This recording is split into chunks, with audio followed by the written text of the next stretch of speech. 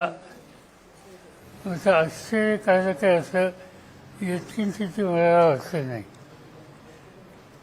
आम्ही आमच्यामध्ये जी चर्चा करत होतो त्याच्यामध्ये साधारणतः आम्हा लोकांचं मत हे होतं की हा निर्णय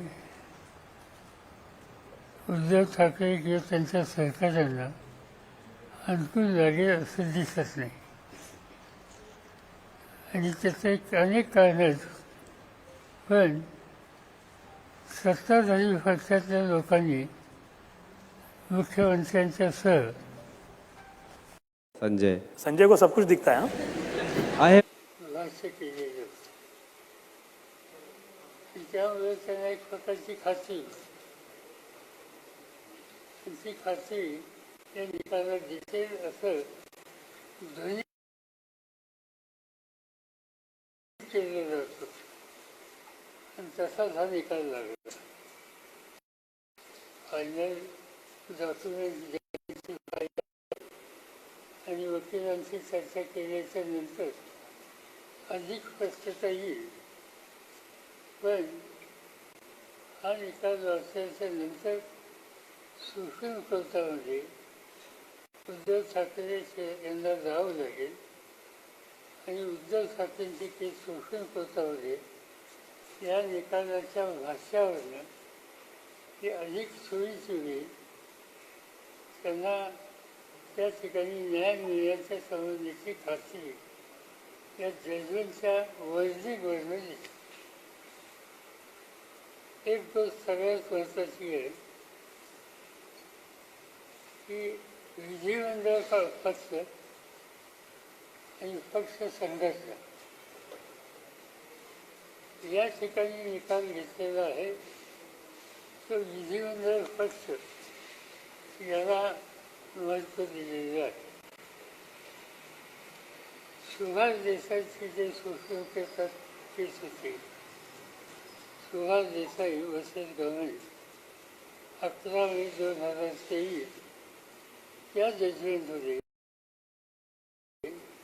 सुप्रीम कोर्टाच्या 5 जजेसच्या टीमने हा निकाल दिलेला आहे. पक्ष संघटना महत्त्वाची जे उमेदवारांची निवड करतात, त्यांना निवडणूक लढवायला प्रोजेक्ट करतात आणि अशांचं मत यापेक्षा त्यांना जे निवडतात त्यांचं मत, त्यांचा अधिकार अधिक महत्त्वाचा आहे. आणि लेजिस्लेटिव्ह पार्टी, विधिमंडळ पक्ष आणि पक्ष संघटना याच्यामध्ये पक्ष संघटना महत्त्वाची आहे असा निकाल सुभाष देसाईच्या केसमध्ये सुप्रीम कोर्टाने दिलेला आहे. या ठिकाणी अध्यक्ष महोदय जे काही सांगतात त्याच्यामध्ये त्यांनी अनेक वेळेला ही गोष्ट सांगितली की विधिमंडळामध्ये बहुमत कोणाचा आहे, एक व्हीप कोणाचा आहे तो, आणि व्हीप हा जो दिलेला आहे तो विधिमंडळ पक्षानं व्हीप द्यायचा अधिकार कुणाला दिलेला आहे. सुप्रीम कोर्टाच्या निर्णयामध्ये स्वच्छ असं म्हणजे व्हीप किंवा कुठलाही आदेश हा देण्याच्या संबंधीचा अधिकार पक्ष संघटनेला आहे, विधिमंडळ पक्षाला नाही. व्हीपची निवड करणे आणि त्यामुळे या ठिकाणी व्हीपची निवड ही उद्धव ठाकरेंच्या संघटनेच्या वतीनं ही केलेली नाही आणि हे या जजमेंटमध्ये त्यांनी स्पष्ट केलेलं आहे. 10th शेड्यूल हे आम्हा सगळ्यांना, म्हणजे आम्हा सगळ्यांना याचा राजकीय पक्षात काम करणाऱ्या लोकांना एक प्रकारची दिशा देणारं असं ते शेड्यूल आहे. आणि त्याच्यामध्ये स्वच्छ या गोष्टी त्यांनी स्पष्ट केलेल्या आहे. याच्यामध्ये आणखी एक गमतीची गोष्ट आहे की वीर फौजला तर त्याचं ॲक्शन घेता येते आणि त्याला अफाटसुद्धा ठरवता येतं. इथं काय झालं आहे, इथं वीर फौजला म्हणून शिंदेच्या लोकांच्या संबंधीची कारवाई करावी अशी मागणी उद्धव ठाकरेंच्या लोकांच्या वकिलांच्याकडून झाली होती. पण निर्णयामध्ये जजमेंटमध्ये वीज देणाऱ्याला वीज द्यायचा अधिकारच नाही आणि त्या असं म्हणून म्हणजे स्पीकरने त्या संबंधीचा पात्रतेचा निर्णय शिंदेच्यावर राहणाऱ्या 16 लोकांच्यावर विरोधी घेतलेला नाही. त्यांनी त्यांना त्यांची फास्ट ठरवली. दुसऱ्या बाजूने हे जे उद्धव ठाकरेंच्या विरोधचे जे लोक होते त्यांनी स्पीकरच्या इलेक्शनमध्ये पक्षाचा व्हीप पाळला नाही म्हणून त्यांना अपात्र ठरावं अशी मागणी केली होती. स्पीकर साहेबांनी तीही मागणी मान्य केली नाही आणि त्यांनाही पात्र ठरवलं. त्यांनी पात्रता या दोन्ही बाजूच्या लोकांच्या संदर्भात त्यांनी मान्य केली. त्याचा अर्थ स्वच्छ हा आहे की सुप्रीम कोर्टाची गाईडलाईन ही तिला पूर्णपणानं बदलण्याची भूमिका या जजमेंटमध्ये घेतलेली आहे आणि त्यामुळे सुप्रीम कोर्टामध्ये जायला शिंदे यांना उद्धव ठाकरे यांना अतिशय चांगली केस आहे अशा प्रकारचं कानापेशी चित्र त्या ठिकाणी दिसते. तुम्हाला आठवतं त्याला माहीत नाही पण या 16 देशांच्या केसमध्ये सुप्रीम कोर्टाने एक गोष्टीचं निरीक्षण केलं होतं की उद्धव ठाकरेंनी राजीनामा दिला आहे आणि सुप्रीम कोर्टाने भाष्य असं केलं त्यांनी जर राजीनामा दिला नसता तर आम्हाला या संबंधीचा निकाल न्यायदेवाच्या उत्तर घेता आला असता. पण त्यांनी राजीनामा दिला ते त्या ठिकाणीच्या पदावरच नाही त्यामुळे त्याचं अधिक भाष्य करायची आवश्यकता नाही. आणि सुप्रीम कोर्टाचं हे भाष्य हे अतिशय महत्त्वाचं आहे आणि माझी खात्री आहे की त्याची उपयुक्तता हे अफिलात जातील आणि अफिलामध्ये त्या ठिकाणी उद्धव ठाकरेंना न्याय मिळेल. आणि दुसरी गोष्ट एक अशी आहे की शेवटी ह्या निकालाचा निवडणूक काहीतरी 2-3 महिन्या लोकसभेची आणि 6-7 महिन्यावर मिळणार होती. त्यामुळे आता हा निकाल शेवटी लोकांच्या कौतुक होणार आणि माझी खात्री आहे की ज्या पद्धतीनं आज आम्ही सगळे लोक एकत्रित विचार करतोय त्याच्यामध्ये उद्धव ठाकरेंचा पक्ष असेल, राष्ट्रवादी आमचा असेल, काँग्रेस पक्ष असेल, डावी पक्षांचं फक्त माझ्याकडे आहे त्या सगळ्यांची सहभागी होण्याची भूमिका आहे. ते सगळे डावी पक्ष असतील आणि आमचा जो काही सुसंवाद प्रकाश आंबेडकरांशी चालू आहे त्याचा जो अंतिम निर्णय झाल्याच्या नंतर हा जो आमचा सगळा समूह आहे हा सामुदायिकपणानं महाराष्ट्राच्या जनतेच्या समोर जाईल आणि या निकालाला सुप्रीम कोर्टाची गाईडलाईन बाजूला ठेवून कशा पद्धतीने हा निकाल दिलेला आहे. हा न्यायालयीन निवारा नाही, हा राजकीय विचाराचा निवारा आहे. हे जनतेच्या समोर मांडायला आम्हाला निश्चित उत्तम संधी आलेली आहे आणि निवडणुका असल्यामुळं सत्तेचा वापर कसा होतो याचं एक मोठं उदाहरण या निमित्तानं जनतेच्या समोर देता येईल आणि हा कार्यक्रम आम्हा सगळ्यांच्या वतीने लवकर सुरू होईल. माझं पक्ष संघटना तर त्यांनी सांगितलं ना की पक्ष संघटना त्यांनी सांगितलं शिंदेची असं आहे. आता राष्ट्रवादीची एक केस चालू आहे इलेक्शन कमिशनमध्ये. त्याच्यामध्ये पक्ष संघटना कोणाची हा निकाल इलेक्शन कमिशन ठरवेल अशी भूमिका आहे.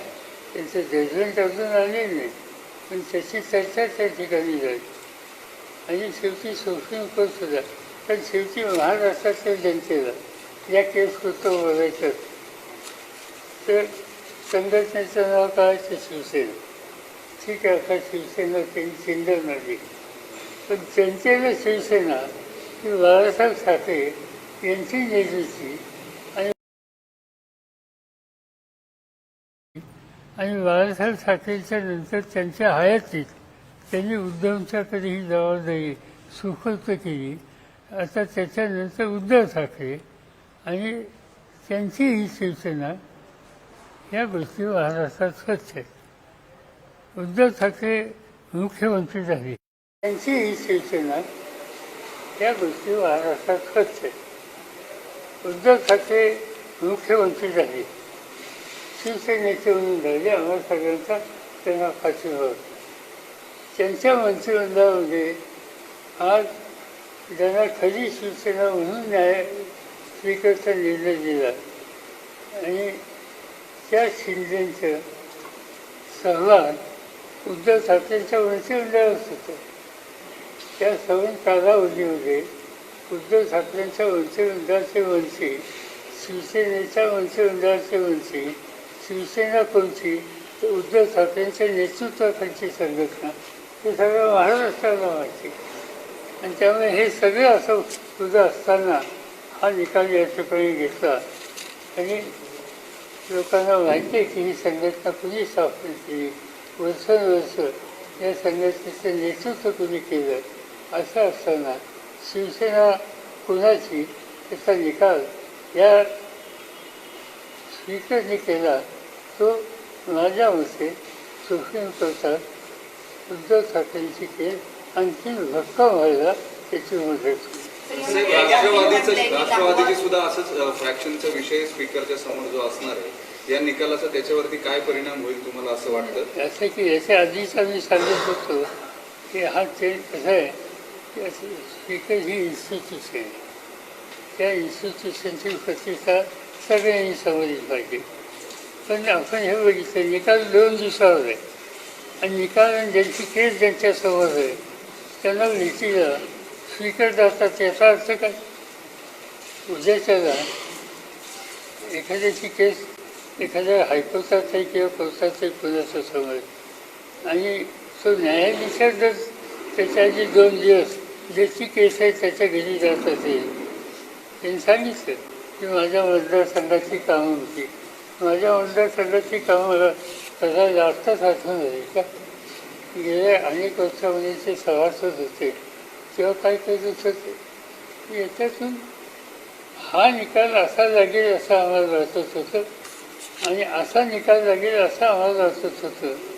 त्याचा अर्थ एकंदर दृष्टिकोन काय, त्या कुणाच्याही केसमध्ये याच्यामध्ये न्यायावर घटनेवर सुप्रीम कोर्टाच्या जजमेंटवर आधार घेऊन निर्णय घेण्याच्या संबंधीची भूमिका या ठिकाणी दिसत नाही. हे इतरांना सुद्धा लागू होण्याची शक्यता नाकारता येते. म्हणजे तुमची मानसिकता आहे का, म्हणजे राष्ट्रवादीच्या बाबतीमध्ये ही हेच होईल, तुम्ही केली आहे मानसिकता तशी? असं आहे, पॉईंट असं आहे की एकदा होऊन जाईल नका होते. मी जे असे सांगितलं की ज्यांनी निकाल देताना निकाल देण्याच्या आधीच्या 2 दिवसाचं त्यांचं एकंदर वर्तन बघितल्याच्या नंतर साधारणतः लोकांना शंका जर आली तर त्यांना दोष देता येणार. सर, पण 10 शेड्यूलमध्ये या आजच्या जजमेंटमध्ये निरीक्षणामध्ये स्पीकरनी म्हटलं की 10व्या शेड्यूलचा वापर हा कोणतेही निर्णय लादण्यासाठी किंवा पक्ष नेतृत्वाची भूमिका मांडण्यासाठी केला जाऊ शकत नाही, असं निरीक्षण त्यांनी मांडलंय. अजित पवार हे नेमकी हीच भूमिका मांडतात की पक्ष नेतृत्व आमच्याकडे सोपवत नव्हतं निर्णय, मग त्या दृष्टिकोनातून सुद्धा हा महत्त्वाचा मुद्दा म्हणावा लागेल. माझ्या मते 10 शेड्यूलच्या संबंधीचं भाष्य सुप्रीम कोर्टाने सुभाष देसाईंच्या केसमध्ये केलं ते खरं आहे आणि ते फार जजेंचं आहे आणि फार जजेंचा सुप्रीम कोर्टाचा निर्णय हा लॉ होतो, कायदा होतो, केस लॉ. त्यामुळं स्पीकर साहेबांनी काय म्हणलं, आणखीन तुम्ही काय म्हणलं, त्याच्यापेक्षा सुप्रीम कोर्टाच्या निर्णयातून जो केस लॉ झाला तो अतिशय महत्त्वाचा. पण ठाकरेंचे जे आता आमदार आहेत ते भारत गोगवणे अपात्र करू शकतील? नाही, आता कशी करतील नाही नाही म्हणजे त्यांना अधिकार आहे का व्हीप व्हीप असल्यामुळे व्हीप ठेवलाय त्यांचा. या स्पीकरने सांगितलं की त्यांचा व्हीप आहे, पण स्पीकरने त्यांना अफाचं ठरवण्याची मागणी ही मान्य केली नाही. हा उद्देशाला विधिमंडळामध्ये एखाद्या विषयाला व्हीप दिला, त्यांनी मान्य नाही केला तर तो वादाचा किंवा न्यायालयात जाण्याचा विचार होऊ शकतो. तर पॉलिटिकली ड्रिव्हन नव्हता, म्हणजे भाजपचा तो मुद्दा मांडला गेला होता एका याचिकेमध्ये की भाजपच्या सांगण्यावरनं या सगळ्या गोष्टी केल्या गेल्या, तेही मान्य होऊ शकत नाही असं स्पीकर म्हणाले. तर त्यांनी सांगितलं खरं आता उद्धव ठाकरे यांना सोडून शिंदे साहेब कोणाबरोबर गेले, त्यांच्या मंत्रिमंडळात कोण लोक आहेत, भाजप त्यांचा अलायन्स आहे का नाही, आता ही जगण्याची गोष्ट आहे. त्यामुळे जे गेले त्यांच्या संबंधी आज काही म्हणलं तर चालेल, पण नंतरच्या पुढच्या सुप्रीम कोर्टाच्या मॅटरमध्ये गणती जाणार आहे, त्याच्यात वास्तव त्याचं होतही. सर, लोकसभा निवडणुकीपर्यंत जर सर्वोच्च न्यायालय याबाबतचा काही अंतिम निकाल लागला नाही तर चिन्हाचं आणि पक्षाचं उद्धव ठाकरेंच्या पुढे आव्हान कसं असेल? की त्यांना इलेक्शन कमिशनच्या पुढे जावं लागेल किंवा यांच्या पुढे जावं लागेल, आणि इलेक्शन कमिशन सुद्धा सुप्रीम कोर्ट त्यांना चिन्ह देईल. त्याच्याबद्दल सांगेल तुम्ही नाव काय घ्या, काही करायचे दिसतील त्याला उद्याचे हेच आर्ग्युमेंट करणार की असा निकाल लावला आहे, त्या निकालाच्या विरुद्ध आम्ही तुमच्या समोर उद्या निवडणुका आलेल्या आहेत, तुमचा निकाल लागेल म्हणजे आम्हाला काहीतरी पर्यायी व्यवस्था करा हे ते म्हणतील. त्याच्यातले मान्य. आणि आता हा सगळा विचार आम्ही केलेला आहे. ते जवळपास 120 चिन्ह आहेत, त्याची यादी उंचीच्या उंची आहे. ठरले चिन्ह वगैरे काही नाव वगैरे तुमच्या प्रिपरेशनच्या तयारीनुसार? ठाकरेंनी मशाल घेतली आपण आता होईल सकाळ आता वर्षात नोकरी झाली करायचं. तुम्ही आणखी जरा इलॅबोरेट करू शकले निर्णय तर तुमच्या आधीच्या रेफरन्सेसने सुप्रीम कोर्ट काय म्हणेल किंवा काय करेल ते उद्या सांगेल. कारण माझ्या हातात डॉक्युमेंट पाहिजे आणि तुझं वकिलांशी बोलावं लागेल. एक मिनिट.